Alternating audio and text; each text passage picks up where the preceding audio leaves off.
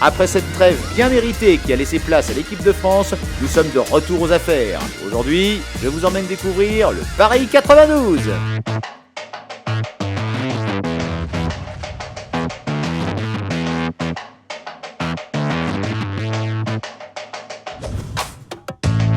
Nous, on est le club de première division de l'Île-de-France. On a la particularité d'être dans le sport féminin, donc ça, c'est pas une particularité pour la LFH et la Ligue.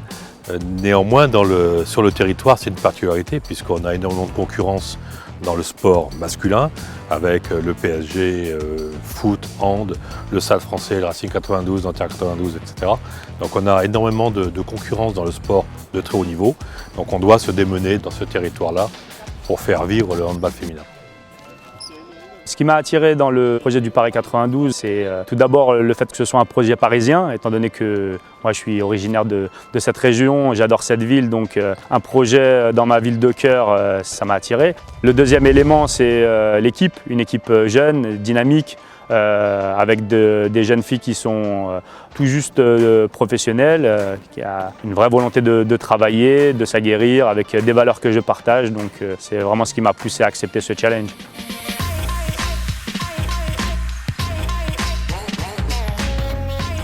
Première partie de saison, on est quatrième.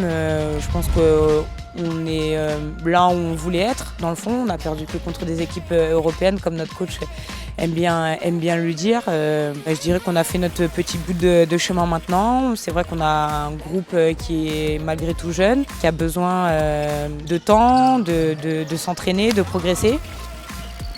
Cette deuxième partie de saison va venir confirmer, je l'espère, cette première partie de saison qui a été bonne. Je pense qu'on aurait pu faire une surprise contre Nantes notamment, où on avait le match en main, mais on l'a perdu sur le fil.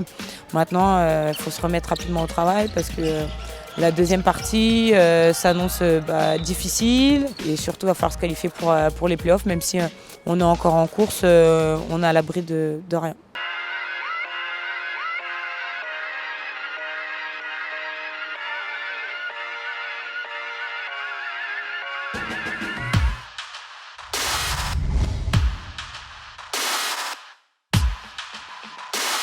Alors, me présenter en quelques mots. Je dirais que je suis pluridisciplinaire. Je fais plein de choses à la fois. Je suis étudiante à Sciences Po Paris. Je suis joueuse professionnelle dans le handball. Je suis grande sœur. Mais j'insisterai vraiment sur le fait d'être passionnée par plein de choses. Mon parcours de joueuse, je pense qu'il a été assez classique. Je faisais du handball à la S. On m'a repérée ensuite dans les comités de Paris. J'ai fait la Ligue, après j'ai fait les petites sélections de tout ce qui était régional, etc. Je suis rentrée au Pôle Espoir de Châtenay-Malabry. J'ai fait les quelques équipes de France qui existent jeunes. Et après, je suis rentrée au centre de formation d'ici Paris. Et maintenant, je suis joueuse professionnelle depuis 2 ans. Il y a des gens qui me l'ont dit, que oui, on ne peut pas faire du sport et des études ensemble. Mais ma réalité à moi, c'est que je l'ai toujours fait. Ma réponse, c'était de vous dire, regardez ce que je fais. Moi, personnellement, je m'entraîne, je vais à l'école, j'ai des bonnes notes, je suis heureuse d'apprendre tout ce que j'apprends. Je ne comprenais pas trop pourquoi est-ce qu'on voulait me faire choisir.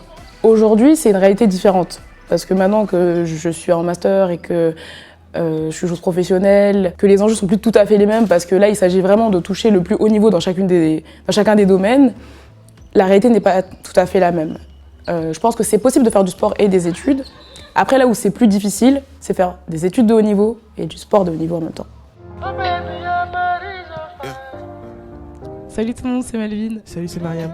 Et bienvenue sur Hand Papers, le podcast qui parle de handball féminin dans tous ses aspects.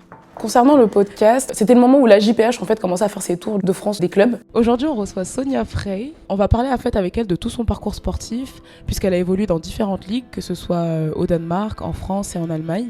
Pour essayer de comprendre ce qu'il faisait et l'impact qu'il pouvait avoir dans ma carrière, je me suis dit ce serait bien qu'en tant que joueuse, je prenne le pouvoir un peu pour essayer de comprendre qu'est-ce que c'est qu'un accord collectif, pourquoi est-ce qu'il y en a un chez les mecs et pourquoi il n'y en a pas chez les filles. Donc ça a été ça le premier sujet. C'était de comprendre un petit peu l'état et la différence qui peut exister entre le secteur masculin et le secteur féminin. Donc c'était vraiment le premier numéro qu'on a fait avec Anne-Laure Michel, qui est donc la femme qui circulait dans les clubs de LFH pour parler un petit peu de ça.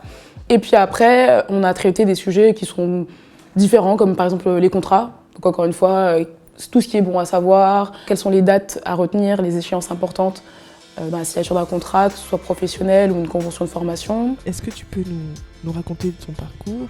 J'ai commencé handball, jouer handball à Vienne. Dans un premier temps, c'est vrai qu'on s'adresse beaucoup aux joueuses. Parce que forcément, quand on parle de contrat professionnel ou d'agent sportif, bon, je vois pas comment l'individu lambda va s'y intéresser fortement. Après, c'est vrai qu'il y a d'autres sujets qui peuvent être un peu plus d'actualité et qui... C'est vrai que même si je parle par exemple de grossesse dans le sport, la réalité c'est que ça pourrait intéresser n'importe qui finalement parce que c'est intéressant de voir qu'on parle d'un outil de travail, qu'on parle ici du corps de la femme, qu'on parle ici de...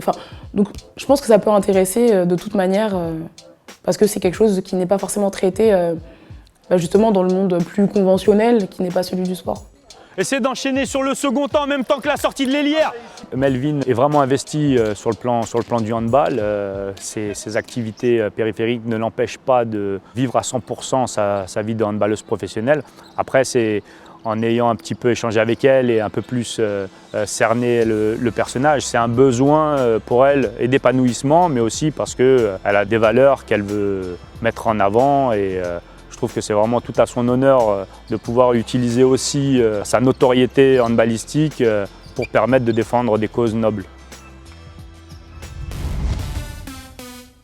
Alors l'appétit d'apprendre et de savoir des choses, ça c'est ma mère.